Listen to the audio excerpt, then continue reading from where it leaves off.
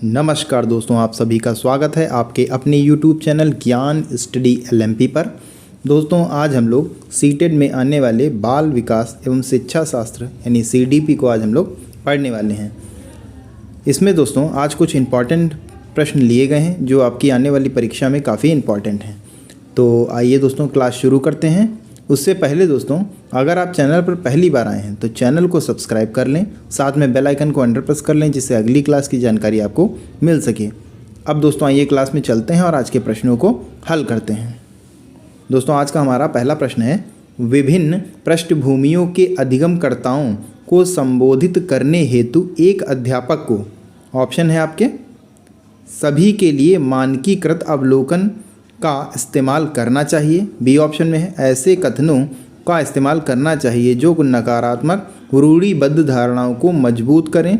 C option में है, विधिवत संबंधी मुद्दों पर बातचीत डालनी चाहिए। और डी ऑप्शन में है, विभिन्न विन्यासों के उदाहरण लेने चाहिए। तो इस प्रश्न का दोस्तों सही उत्तर हो जाएगा, इसमें दोस्तों डी ऑप्शन सही हो जाएगा। विभिन्न पृष्ठभूमियों के अधिगमकर्ताओं से आशय भारतीय समाज के विविध वर्गों जैसे निर्धन, पिछड़े, अनुसूचित जाति एवं अनुसूचित जनजातियों के बच्चों से है। एक शिक्षक को कक्षा में विभिन्न पृष्ठभूमियों के अधिगमकर्ताओं को ध्यान में रखते हुए शिक्षण करना चाहिए तथा ऐसे अधिगमकर्ताओं को संबोधित करने हेतु विविध विन्यासों के उदाहरण लेने चाहिए। तो इस प्रकार दोस्तों डी ऑप्शन हमारा सही हो जाता है। आइए दोस्तों अगले प्रश्न पर चलते हैं। अगला दोस्तों हमारा प्रश्न है, समस्या समाधान क्षमताओं को किस प्रकार सुसाध्य किया जा सकता है। ऑप्शन है, समरूपों के इस्तेमाल को बढ़ावा देकर, उनमें विद्यार्थियों में डर की भावना पैदा कर। सी ऑप्शन में लगातार अभ्यास और कार्यान्वयन पर जोर देकर। और डी ऑप्शन में है, समस्याओं के हल हेतु अटल प्रक्रिया के इस्तेमाल को बढ़ावा देकर। तो इस प्रश्न के अगर सही उत्तर की दोस्तों हम बात करें तो इसमें सी ऑप्शन सही हो जाएगा, लगातार अभ्यास और कार्यान्वयन पर जोर देकर। किसी छात्र की समस्या समाधान क्षमताओं को लगातार अभ्यास और कार्यान्वयन पर जोर देकर सुसाध्य किया जा सकता है। तो सी ऑप्शन हमारा सही हो जाता है। आइए दोस्तों अगले प्रश्न पर चलते हैं। अगला प्रश्न है, अधिगम कठिनाइयों से जूझते छात्रों की ज़रूरतों को संबोधित करने के लिए एक अध्यापक को क्या नहीं करना चाहिए। ऑप्शन है, व्यक्तिगत शैक्षिक योजना बनाना। बी ऑप्शन में है, शिक्षा शास्त्र और आकलन की जटिल समस्याओं का प्रयोग। सी ऑप्शन में है, दृश्य श्रव्य सामग्रियों का इस्तेमाल। और डी ऑप्शन में है, संरचनात्मक शिक्षा शास्त्रीय उपागम का इस्तेमाल। तो इस प्रश्न के अगर सही उत्तर की बात की जाए तो बी ऑप्शन दोस्तों इसमें सही हो जाता है, शिक्षा शास्त्र और आकलन की जटिल संरचनाओं का प्रयोग।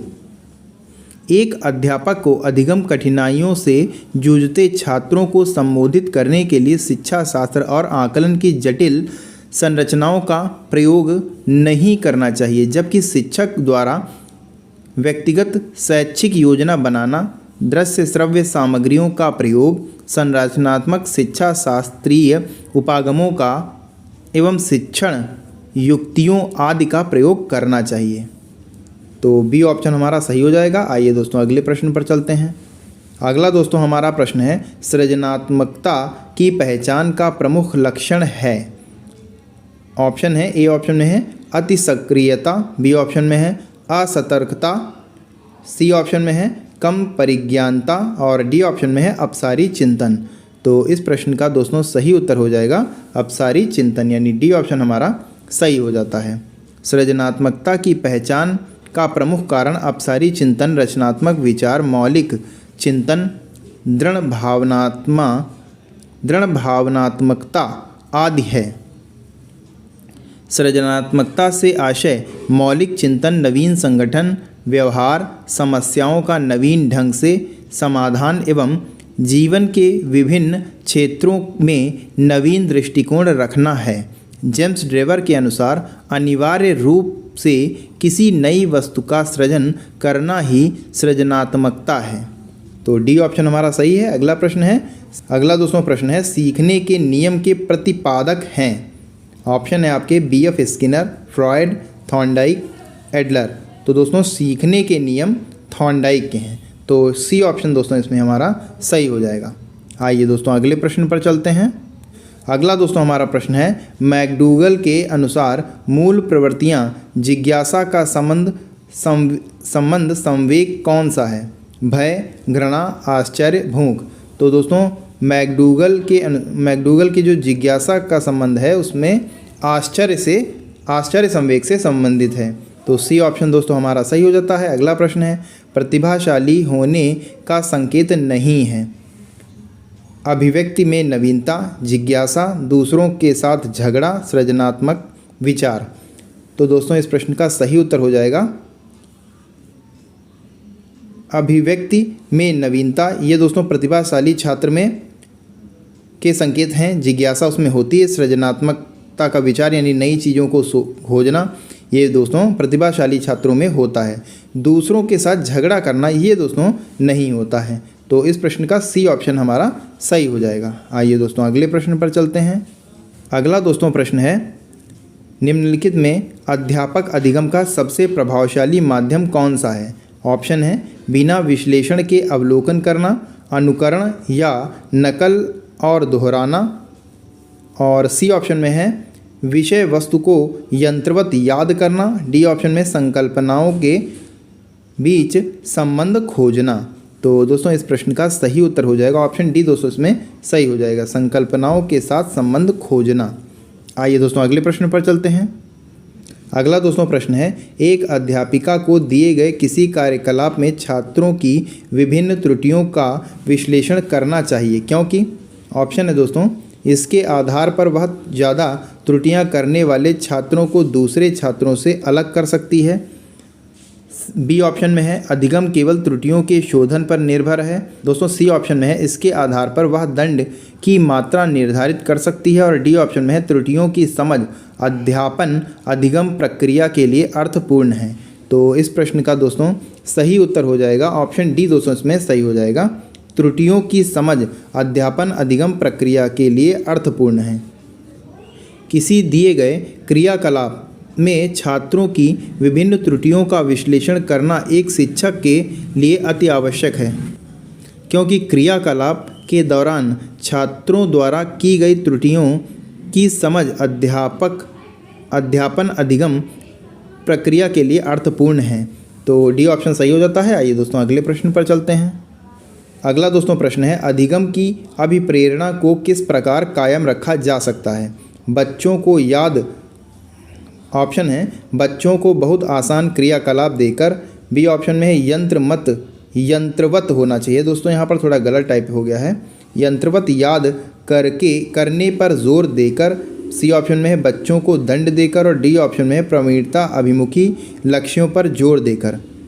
तो इस प्रश्न के दोस्तों सही उत्तर हो जाएगा ऑप्शन डी दोस्तों इसमें सही हो जाएगा। अभिप्रेरणा वह शक्ति है जो किसी व्यक्ति को निश्चित उद्देश्य तक पहुंचाने हेतु प्रोत्साहित करती है तथा उसे तब तक क्रियाशील रखती है जब तक कि व्यक्ति उसे अपने लक्ष्य की प्राप्ति न कर ले। गुण के अनुसार एक दोस्तों शिक्षा शास्त्री होते हैं गुण, जो बताते हैं क्रिया को उत्तेजित करने, नियंत्रित करने एवं लक्ष्य प्राप्ति करने को अभिप्रेरणा कहते हैं। अधिगम एवं अभिप्रेरणा दोनों एक दूसरे के पूरक हैं, अतः अधिगम की अभिप्रेरणा को कायम रखने के लिए प्रवीणता अभिमुखी लक्ष्यों पर जोर दिया जा सकता है। तो डी ऑप्शन हमारा सही हो जाता है। आइए दोस्तों अगले प्रश्न पर चलते हैं।